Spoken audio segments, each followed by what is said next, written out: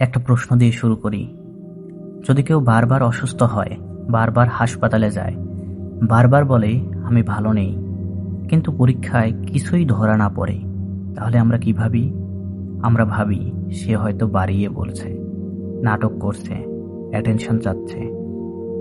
কিন্তু যদি বলি কিছু মানুষ সত্যিই অসুস্থ হওয়ার অভিনয় করে এবং সেটাও একটা গভীর মানসিক অসুখ, তাহলে আজ আমরা কথা বলবো একটা খুব মিসআন্ডারস্টুড মেন্টাল ডিসঅর্ডার নিয়ে, যার নাম মানচাউজেন সিনড্রোম।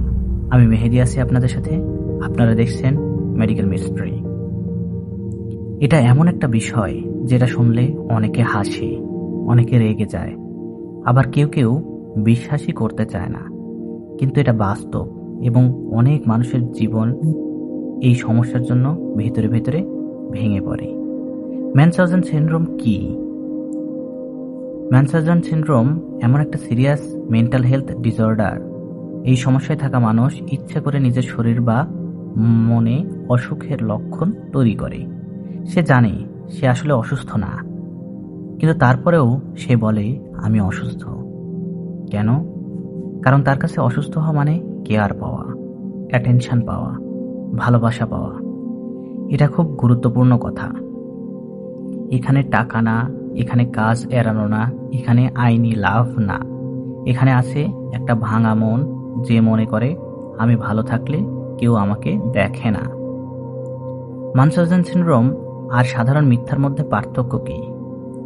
অনেকেই বলে এ তো সোজা মিথ্যা, কিন্তু মানচাউজেন সিনড্রোম সাধারণ মিথ্যা না।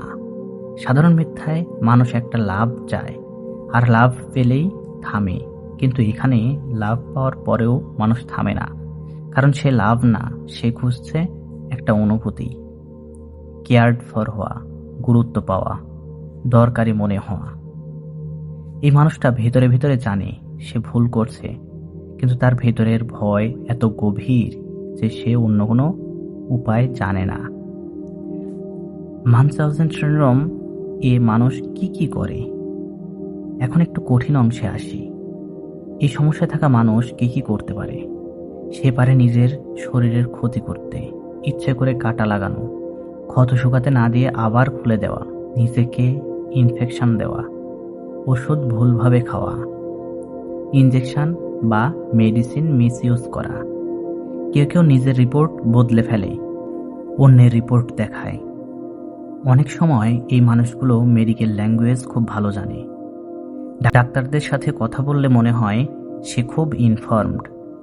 আর সবচেয়ে ভয়ঙ্কর বিষয়, সে এক হাসপাতাল থেকে আরেক হাসপাতালে যায়, কারণ নতুন জায়গায় নতুন করে অ্যাটেনশন পাওয়া যায়। এভাবে চলতে চলতে তার শরীর আসলেই ক্ষতিগ্রস্ত হয়ে যায়। অভিনয় করতে করতে সে সত্যিই অসুস্থ হয়ে পড়ে। মানচাউজেন সিনড্রোম কেন হয়? এখন সবচেয়ে গুরুত্বপূর্ণ প্রশ্ন, কেন কেউ এমন করবে? এর উত্তর প্রায়ই পাওয়া যায় ছোটবেলায়।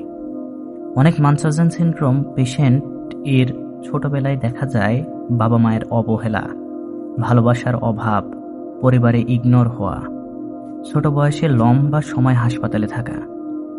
এই মানুষগুলো শেখে একটা ভয়ঙ্কর লেসন, আমি অসুস্থ হলে লোকজন আমার পাশে থাকে। এই লেসনটা তার ভেতরে গেঁথে যায়। বড় হয়ে সে বুঝতে পারে না ভালোবাসার পাওয়ার স্বাভাবিক উপায় কি। অসুস্থ হওয়াটাই তার ভাষা হয়ে যায়। মানচাউজেন সিনড্রোম এর সম্পর্কে আরও কিছু আমরা তথ্য জানি। এই সমস্যার প্রভাব শুধু ওই মানুষটার ওপর না, তার পরিবার ধীরে ধীরে ক্লান্ত হয়ে পড়ে, বন্ধুরা বিশ্বাস হারায়, ডাক্তাররা ফ্রাস্ট্রেটেড হয়। একসময় সবাই ভাবে এই মানুষটা মিথ্যুক। আর তখন মানচাউজেন সিনড্রোম থাকা মানুষটা আরও বেশি ভেঙে পড়ে, কারণ তার সবচেয়ে বড় ভয় অ্যাবান্ডন হওয়া। সে অ্যাটেনশন চায় কিন্তু রিজেকশন পায়। চিকিৎসা কি আছে এটার? হ্যাঁ, চিকিৎসা সম্ভব, কিন্তু খুব ধৈর্যের। এখানে দরকার সাইকোথেরাপি, দীর্ঘ সময়, নিরাপদ পরিবেশ, বিশ্বাস। এই মানুষকে সরাসরি বলা যায় না তুমি নাটক করছো, কারণ তখন সে পালিয়ে যাবে আর নতুন জায়গায় নতুন করে শুরু করবে। চিকিৎসায় ধীরে ধীরে তাকে শেখাতে হয় ভালোবাসা পাওয়ার অন্য পথ আছে। অসুস্থ না হয়েও মানুষ গুরুত্বপূর্ণ হতে পারে। মানচাউজেন সিনড্রোম আমাদের একটা কঠিন সত্য শেখায়, সব অভিনয় নাটক না, সব মিথ্যা, দুষ্টমি না। কিছু মানুষ অসুস্থ হওয়ার অভিনয় করে কারণ সে ভেতরে ভীষণ একা। সে চায় কেউ তাকে জিজ্ঞাসা করুক, তুমি কেমন আছো? কেউ তার পাশে বসুক, কেউ থাকুক। তাই পরের বার কাউকে বারবার অসুস্থ হতে দেখলে রেগে যাওয়ার আগে একবার ভাবুন, হয়তো সে অ্যাটেনশন চাইছে, কিন্তু আসলে সে ভালোবাসা খুঁজছে। এরকমই আরও মেডিকেল মিস্ট্রি জানতে আমাদের চ্যানেলটা সাবস্ক্রাইব করে রাখুন।